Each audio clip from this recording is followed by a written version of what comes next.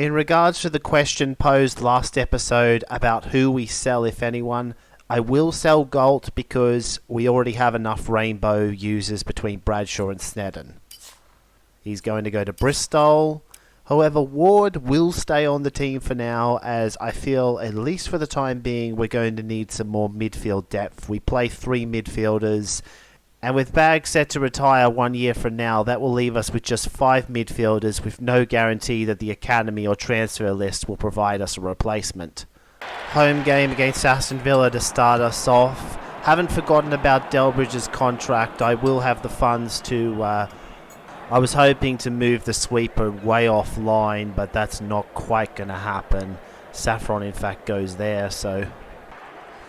And this setup's not going to work. I had Shearer here to prevent the dribble, and instead it's played Grealish onside, but saved by Fellows, who now has cannon shot resistance. Have to try it, and we get it. And it's a goal to Jerd. It was this play off the kickoff that I had Shearer back here for, because it prevents them from dribbling in. Fellows once again able to see off a danger. Oh, we won that? We won both fights? I got no... Oh, it's all for naught because our keeper is fouled anyway. Oh, saved! Oh, we're going to have to deal with them again. But we've managed it. Or it doesn't, because Draco can't level 3 nutmeg. It's still good. They missed that header, and that was probably one of their last chances. In fact, Jerd is all set up with the sweeper out of position because of what happened on the last turn. 2-0. Well, that shows you how important Fellows was to the victory. Even though Jerd got a brace, man of the match goes to Fellows.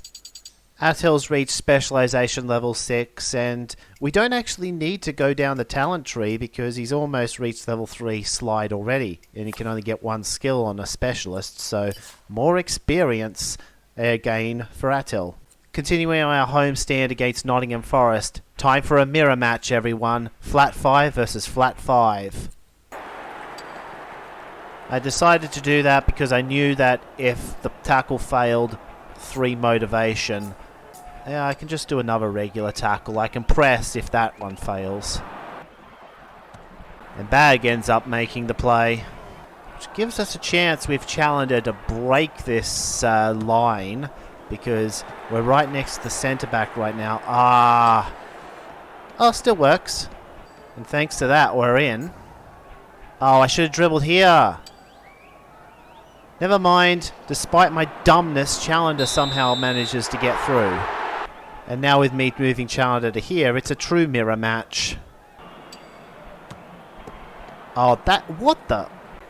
Yep, just when you think Bag is being useful, he does something silly and you have to tackle with him again. So now he is coming off. And that's the big drawback of having a player as old as Bag, because whilst players never decline in ability in this game, it does take older players longer to recover from matches. The effect starts at 30 and gets more drastic the older the player gets. And that means Bone has been playing a lot of games by necessity more so than actually wanting to play him. Somehow Challenger has held on to that all turn. Unfortunately, he's out for 8 days, but we already subbed him off. Easy decision to make. Just go to Draco, try to...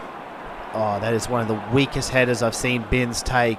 It's a weird play, but I think this is the move we make because it takes away any chance of Vendor pulling a nutmeg, because that's the pass I expected them to take.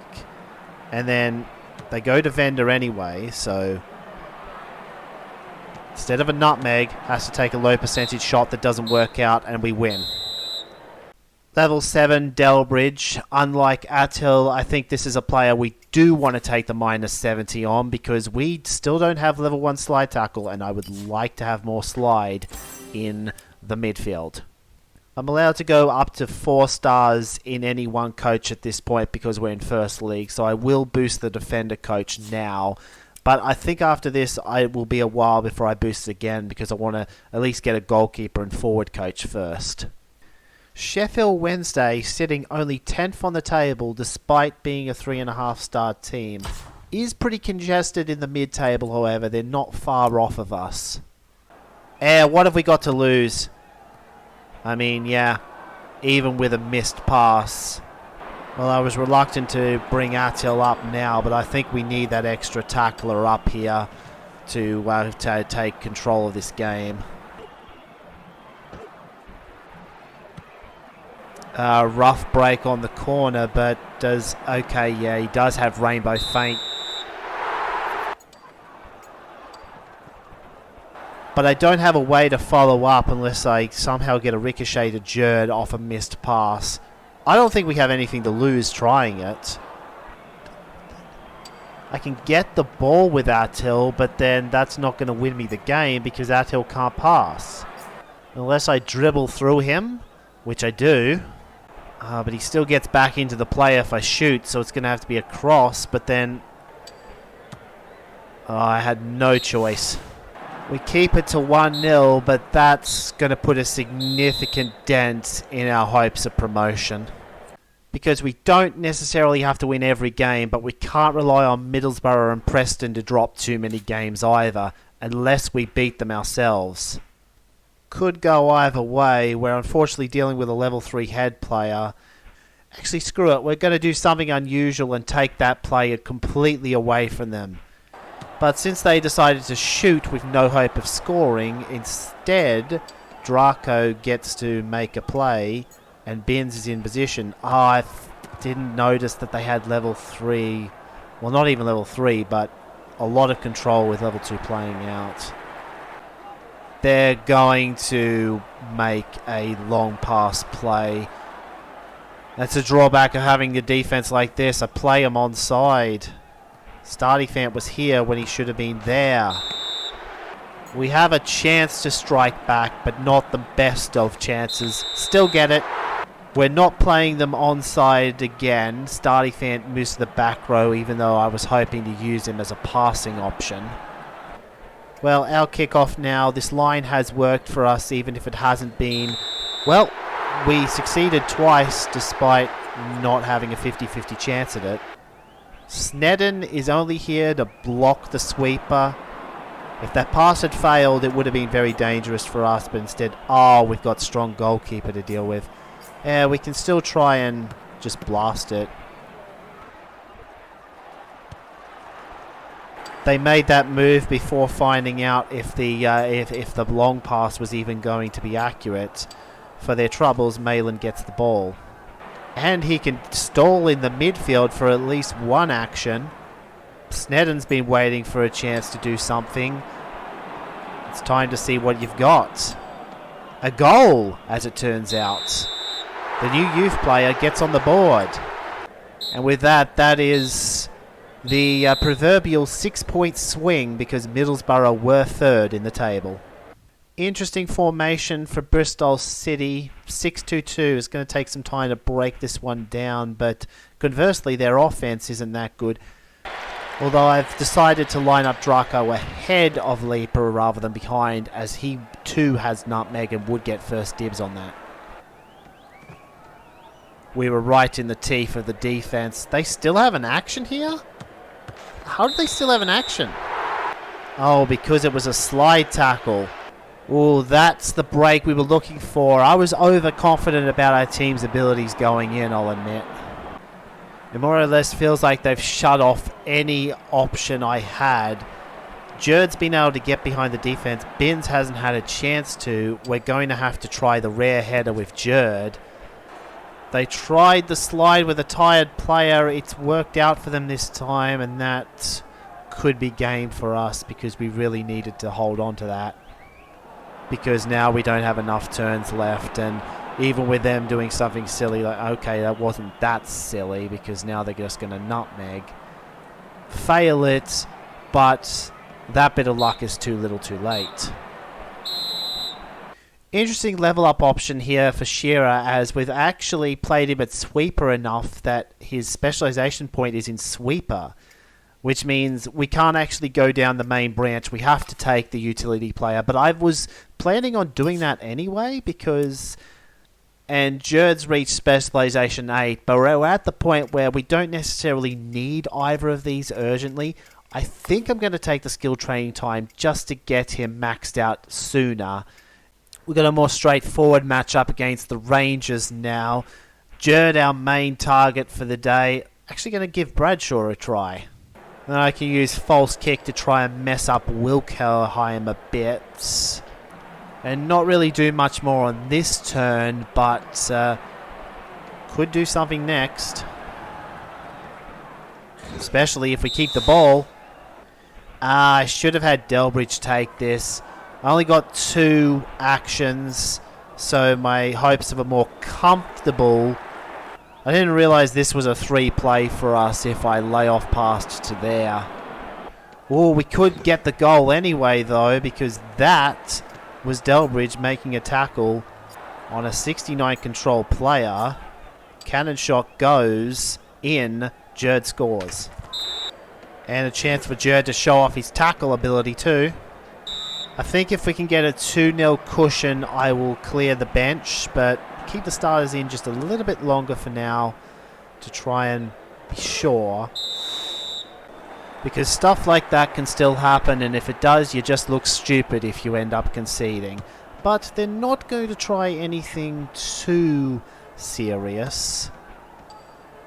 Oh, I was going to say that doesn't even keep the ball, but we are... Oh, eat an entire ass. Put my best 2 players in the wall and it didn't matter.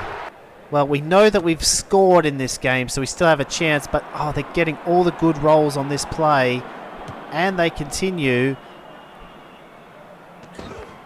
The guy they had taking the last shot is instead here, and we get the deflection, so a chance, especially with Draco in such an advanced position. Get it. Short pass to Jerd. He gets his brace. 89 plus 3 because of all the fouls. Attil has to get the ball as far away from danger as possible and hope for the best. If they're going to try to slide, the best might be a foul. That is, despite the stoppage time, game set, we escape this one. Home victory. I haven't showed it on camera yet, but I have been looking at the table after each result. We are so close to promotion, even though we're 6th. Not what I wanted, though. Lofted pass gives them a 3-play with this winger when I was defending against this winger mostly. Well, at least that gets rid of the right wing threats, if they're bringing him back for slidey tackle duties. Ooh, he could fail a level 3 slide. Delbridge has the ball, although no, he doesn't have it unless he fails 6 rolls, which I dare say we're going to have better luck in the second half, however, as that's when I can actually set up a proper opportunity for bins. Rolled low, but so did the keeper. We have it. Couldn't get the lofted pass to work a second time. They were dealing with a cross factor of 110, although this could still be kind of tricky as Giddy has the ball again. Pass to the wrong guy. If they gave Giddy another chance, they might have had that. Instead, it's probably a pickup for Fellows, and it is. No room for fancy play at this point. Just get into the corner and hold it up for as long as possible. Even if that is only 2 actions of their 3-action turn, they can't really play the ball out. In fact, their lack of trying, it may have screwed them here because Attil still has actions left to set up bins. It's only a cross factor of 5, which even Attil can do. Only downside is that they start this turn with the ball, because I got a little overzealous looking for 2-0, but with that missed loft, why did he loft the ball? Because he could have just short passed it instead of lofting it. And so I know I've been keeping you in suspense all episode regarding the state of the table, but I see that Middlesbrough at least lost. Preston and Derby won, however, so we're only 1 point off of promotion. We need to get ahead of these two teams.